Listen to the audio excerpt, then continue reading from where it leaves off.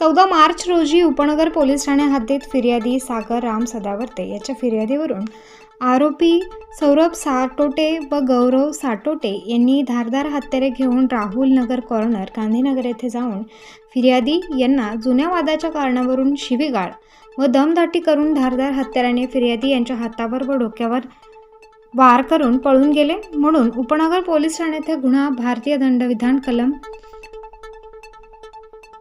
शस्त्र अधिनियम 1959 अंतर्गत गुन्हा दाखल करण्यात आला। सदर गुन्ह्यातील दोघे आरोपी हे आपली ओळख लपवून सुरत राज्य गुजरात येथे पळून गेले होते।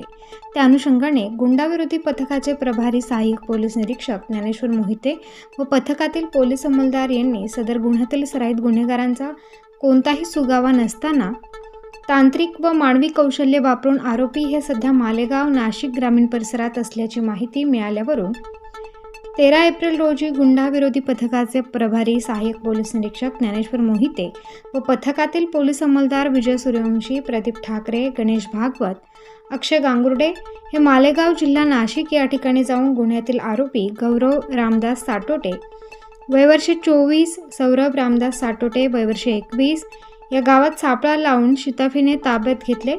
त्यांना पुढील तपासकामी उपनगर पोलीस स्टेशन नाशिक शहर यांच्या ताब्यात देण्यात आले आहे। स्टार न्यूजसाठी मोहसिन पठाण, नाशिक।